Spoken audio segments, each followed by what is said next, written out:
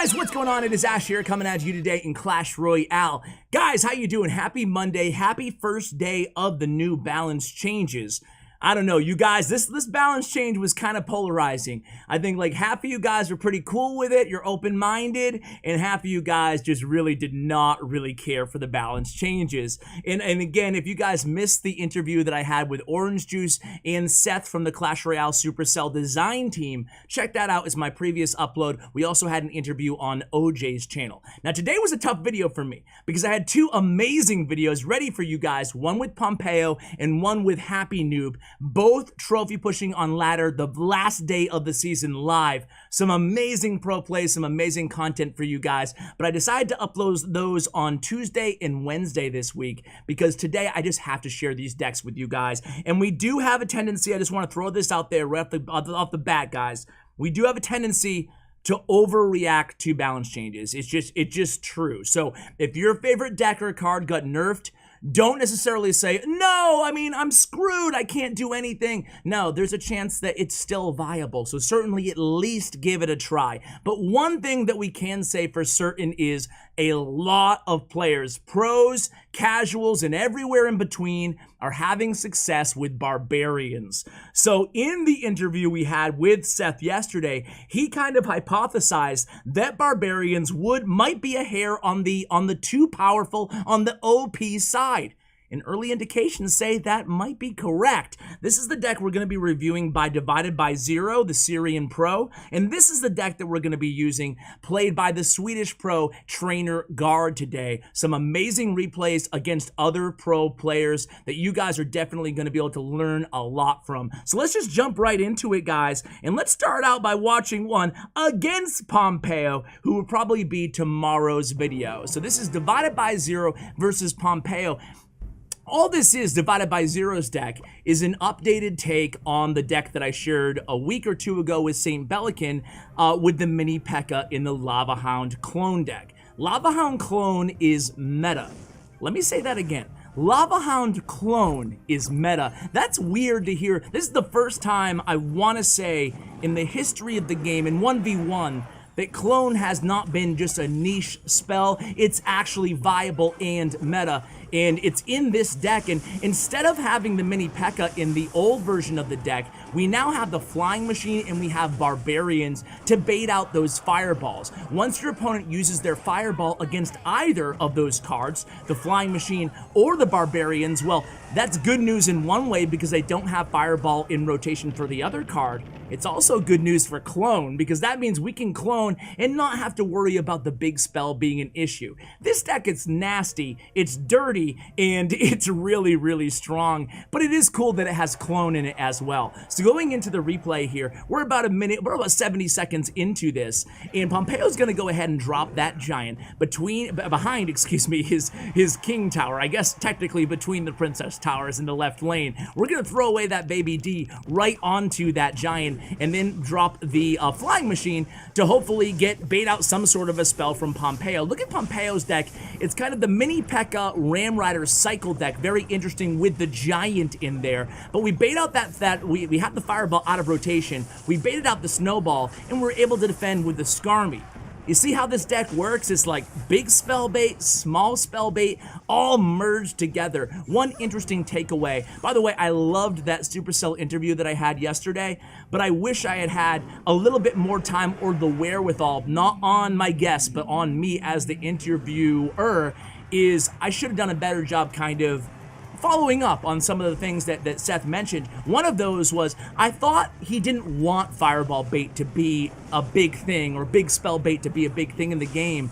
And it's definitely going to be a big thing with the Barbarians, and you can see them here just tear through this giant. Snowball comes down, but who cares? We're able to reload with another Lava Hound at the bridge, and you can see the clone is already selected, and here it comes. 2 Lava Hounds cloned, or I guess just 1 Lava Hound cloned, but a bunch of pups have been cloned, and even though it wasn't the most lucrative push there, look at this, look at how much damage we're able to take off of Pompeo's tower. We force a mini Pekka out of his hand, and there's 938 damage remaining with about 10 seconds left, and there it is, another clone, knowing he didn't have enough elixir to use the fireball and didn't have snowball, in rotation. See how frustrating this deck can be to play against, and how satisfying in a weird way it can be to play it if you're divided by 0, or if you pick the deck up yourself. It's pretty intuitive. It's pretty easy to kind of grasp the fundamentals of this deck. Essentially, you're baiting out big spell, you're baiting out small spell, then you're cloning and you're punishing them. Let's go ahead and watch another, actually, let's switch up to Trainer Guard's deck, because I know a lot of you guys are going to be interested in this one too. Let's start out against a Star Wars. By the way, every one of these players are really, really good. Look at Star Wars' profile, man. This guy's a machine. All of them 20-win CRL caliber players. Let's start out this one because I want to talk a little bit about Trainer Guard's deck, and I also want to show a replay against a heavier Golem deck. So this is the ultimate spell bait, also using Mega Knight, which is a viewer favorite card, and maybe a viewer most hated card. I think it's kind of polarizing in a way, but I think more of you probably like Mega Knight than dislike Mega Knight. So this deck is interesting. And again, I think 4 cards in this deck are really good fireball bait. E-Wiz being the least of the 4, but you also have your win condition, obviously the Royal Hogs. We also have Flying Machine again in this deck, which is going to definitely be, in my opinion, calling it right now, day 1 of the meta, it's going to be one of the biggest change in use rate, I think, is going to be the Flying Machine, just because of how well it synergizes with Fireball and Poison bait, and it's definitely going to be huge in this deck. And of course, our Royal Hogs are our win condition in Barbarians. So 4 spells, 4 cards, half the cards in this deck are asking your opponent to use their big spell on it. It's definitely the quintessential bait deck. It just is. And to boot, we have the Mega Knight on defense, along with, or transitioning to offense, along with the E-Wiz. So here comes the Golem. This is going to be a big push, but we're able to get a lot of damage onto the opponent's tower as well, taking it down to 573. And Star Wars kind of gives the oops situation here, because he knows that Trainer Guard has all the tools in his toolbox here to defend this Golem push without taking a ton of damage. He uses that log, uses the E-Wiz and the Mega Knight, and Poison comes down from Star Wars here with about a little bit past the halfway point inside this match, guys. So things are looking pretty good here, but of course the advantage is probably in Star Wars' favor when we go into double elixir time, and that's what you want to have happen when you're facing a heavier beatdown deck with a deck like this, or any cycle deck. Is in an ideal situation, you want to be doing the majority of your damage in single elixir time. Here we go. That was a nice heads up Royal Hog play. He knew that Star Wars had to defend that push or just sacrifice the tower. He opts to defend, and now he only has about 45 seconds to work with left in this match. So he starts with the Night Witch behind, or he starts with the Golem, then he adds the Night Witch behind the Princess Tower. Now we have a perfect defense again here, and we have Fireball in hand as well. We also have Barbarians in hand. We really have every card that we need here to defend any sort of push that Star Wars can throw at us. Even if he was to drop like a Lumberjack, if he had one in cycle, we would have had the Barbarians ready. They would have taken care of that Lumberjack before the Baby Dragon could take them out. And again here, only 15 seconds, 14 seconds left in this match. We go all in on that left lane, and then we log Fireball to right, just in case it ends up being a 2-tower match. But there's not going to be enough time left. With 2 seconds left, 1 second, that's GG. And that's essentially how this deck works as well, guys. Let's go ahead and switch it up again. We'll go on. Hey, by the way, you like my new name? We're just having a little bit of fun on stream today. I'll probably change it before Supercell sees it and bans me from the game. I think it's, obviously it's just a pile of ash. It's not anything dirty or mean-spirited. It's just, I love piles of holes of ash. Anyway, let's go on to the next replay against, ooh, man, Benny Who? Let's watch it against Benny Who from Team Queso. He's a really, really good player. Of course, you saw him in the CRL World Finals, and he's playing this kind of a throwback.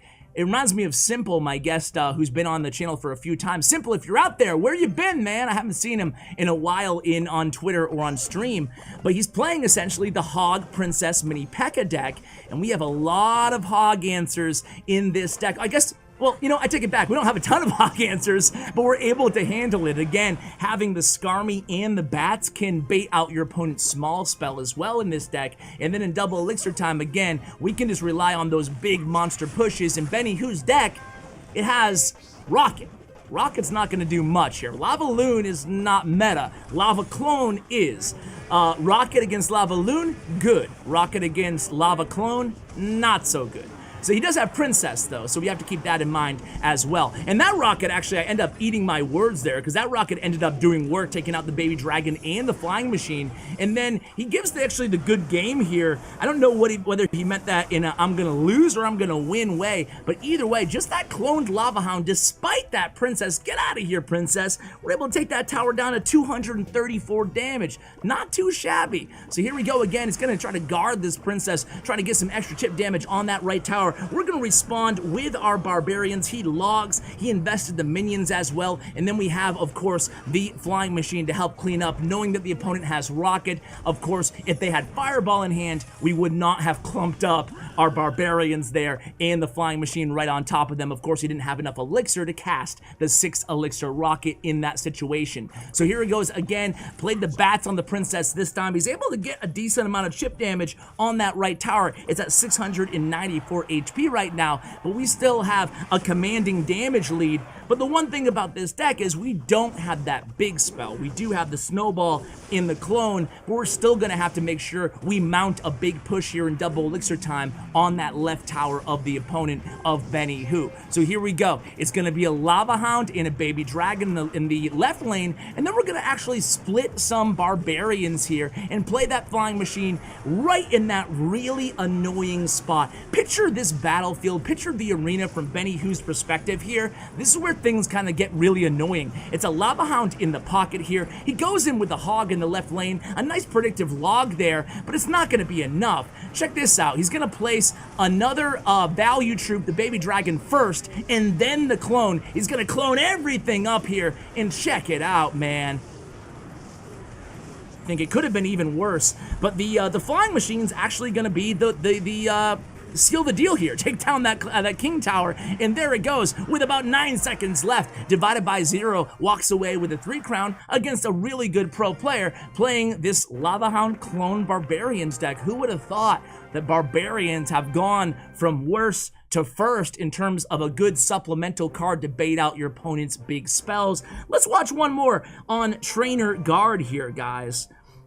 Let's watch the one against this guy, again, just to show you that everybody here are 20-win players. Let's watch this replay here. Tough matchup versus Bomb Tower. What card is that? Now, this is another interesting card. In my opinion, the two most interesting balance changes in this cycle were the Barbarians and the Bomb Tower. Now, is the Bomb Tower going to be played in lane or in the middle? Well, if you watched OJ's interview video with me and Seth and OJ on his channel, his portion of the interview, I actually asked Rumham that very question. And his response was, he thinks that Bomb Tower will now be an in-lane defensive card. Not how the opponent is using it here, but keep in mind, they also have the Tornado. And of course, against Royal Hogs, you can play it in the center there, and it will still kill the Royal Hogs, as you just saw there on the screen. Now, I'm not sure what he would do in different situations here, the opponent Caesar, but it's noteworthy that at least the game designer who made this change, Seth, said that he thinks this will be the first defensive building that 90% of the time, my words, not his, in the 90%, you will be seeing it played in lane, which will throw kind of a curveball at the defensive building meta inside this game. So here again, playing that Bomb Tower in the center, we're going to try to snipe it with this Flying Machine, and you're going to see, I think, throughout the rest of this match here, he's going to have the Mega Minion ready for our Flying Machine. Again, just like I said in the last match, Flying Machine, when played right there at the river, man, that could be an annoying card to stop. You almost have to have your Mega Minion in hand. That King Tower activation, didn't really work out for the opponent. Royal Hogs are trickier than one might think to activate the King Tower with, although it can be done. Just have to have the placement and the timing